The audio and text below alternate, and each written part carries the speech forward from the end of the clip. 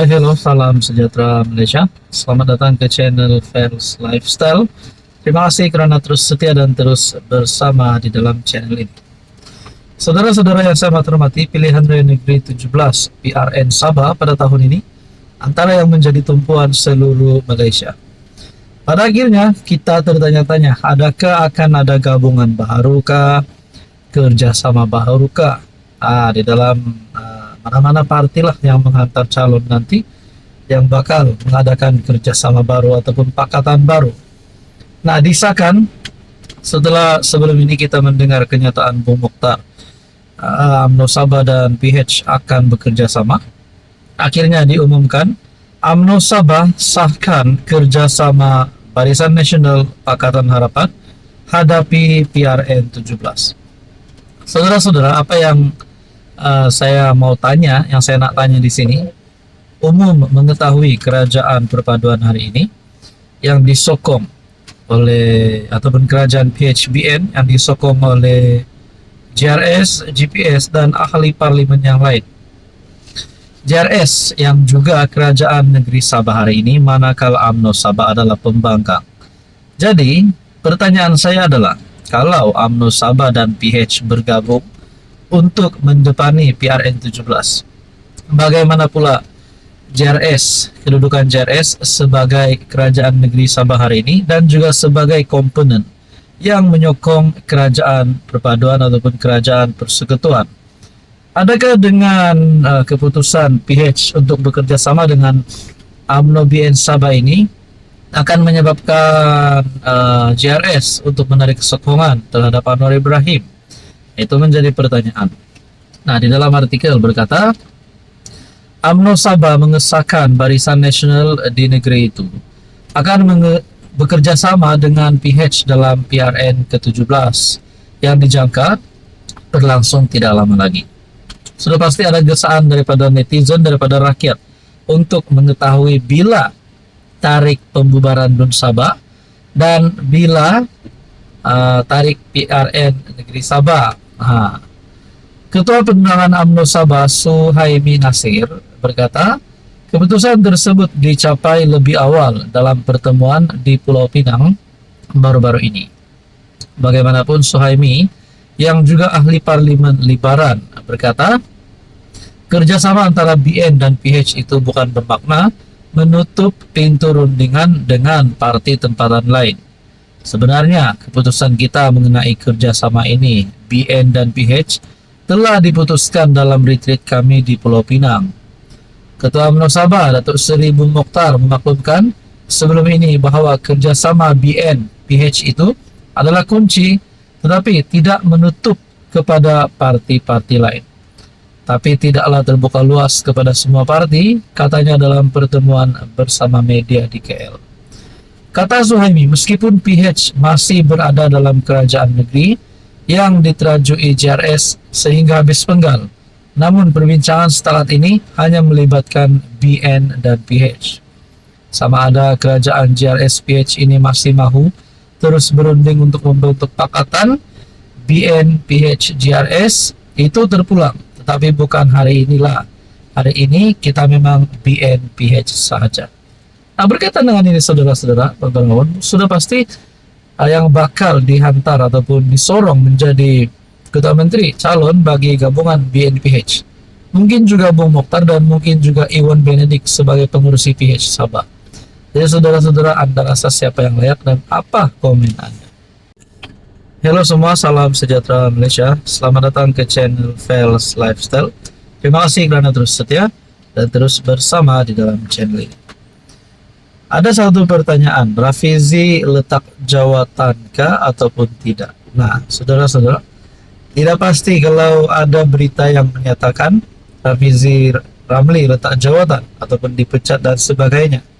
Tapi dalam satu perkongsian dikatakan, Menteri Rafizi cuma bercuti, bukan letak jawatan. Nah, kalau jawab Rafizi letak jawatan, mungkin relevan lah kalau Rafizi ini tidak bekerja kah, Rafizi ini tidak melakukan tugas dengan baik kah, sudah pasti layak untuk ditendang. Tapi kalau beliau tidak melakukan apa-apa kesalahan dan bekerja dengan baik, kenapa nak pecat dan kenapa nak tendangkan. Begitu juga kepada menteri-menteri yang lain. Tapi berbalik kepada soalan ini, Rafizi cuma bercuti bukan letak jawatan.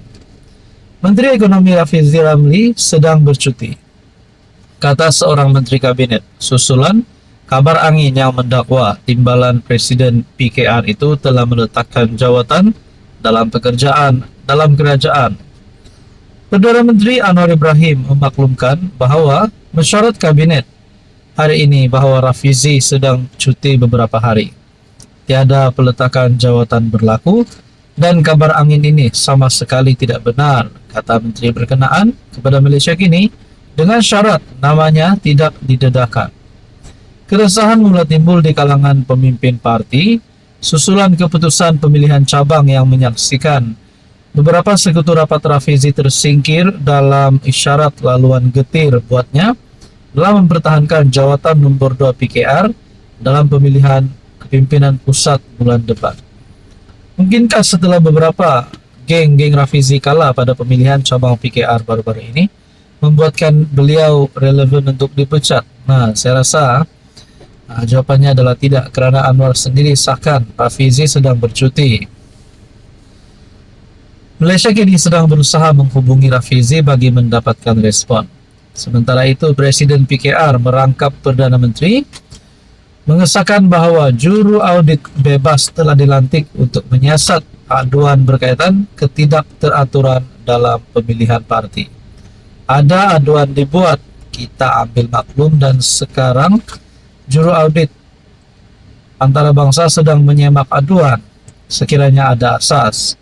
Pengerusi jawatan kuasa pemilihan PKR Dr. Zaliha Mustafa pula berkata, pengundian semula akan diadakan pada 1 Mei bagi 4 cabang Jempol, Selayang, Silam dan Sempurna.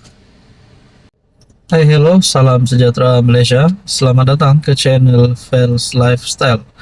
Terima kasih kerana terus setia dan terus bersama di dalam channel ini. Saudara-saudara, ada satu komen yang saya nak ulas. Sekiranya kita imbas kembali pada pilihan raya umum ke-15, setelah tiada mana-mana gabungan yang dapat mencukupi majoriti untuk membentuk kerajaan, di mana gabungan paling banyak menang kerusi ahli parlimen adalah Pakatan Harapan. Akhirnya atas nasihat yang di Pertuan Agong, akhirnya terbentuklah kerajaan PHBN.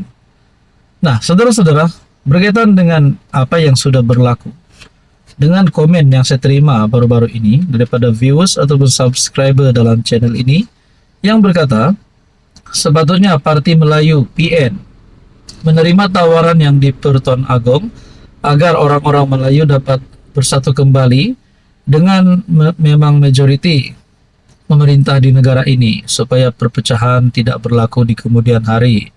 Sebagaimana kejatuhan kerajaan Melayu Melaka di zaman dahulu, tetapi kerana sikap ego pemimpin parti dengan bendera-benderanya masing-masing, maka inilah bermula punca-punca kehancuran umat Melayu.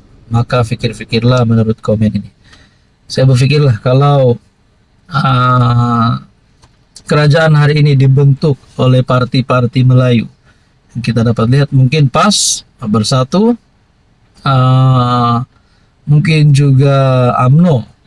Tapi sekiranya kita fikir kembali pada pilihan raya umum ke-15 atas nasihat yang di Pertuan Agong, akhirnya kerajaan PHBN ditubuhkan, kerajaan perpaduan. Jadi kalau PAS dan bersatu nak sangat jadi kerajaan ataupun mereka mahu jadi kerajaan, adakah mereka sanggup untuk menyokong Anwar Ibrahim masuk Pakatan Harapan sekiranya DAP keluar daripada PH? Nah, mungkinkah akan ada kerajaan pada masa akan datang? Mungkin PKR, UMNO, Bersatu dan PAS, empat parti ini, adakah boleh membentuk sebuah kerajaan? Saya pun tidak tahulah, belum ada kabar angin tentang perkara ini. Tapi mungkin kalau kita hanya nak mempersoalkan, nak buat cerita, nak tanya ataupun cadangan, lebih kepada cadangan, Mungkin boleh juga parti PKR, AMNO, PAS dan Bersatu membentuk kerajaan. Nah, mungkin perkara itu tidak mustahil untuk berlaku. Tapi untuk masa terdekat ini, saya dapat lihat mungkin belum dapat lagi karena hubungan di antara AMNO dan PAS tidaklah terlalu baik. Hubungan di antara PAS dan kerajaan hari ini, kerajaan perpaduan, tidaklah terlalu baik. Jadi saudara-saudara berkaitan dengan ini, apa komen Anda?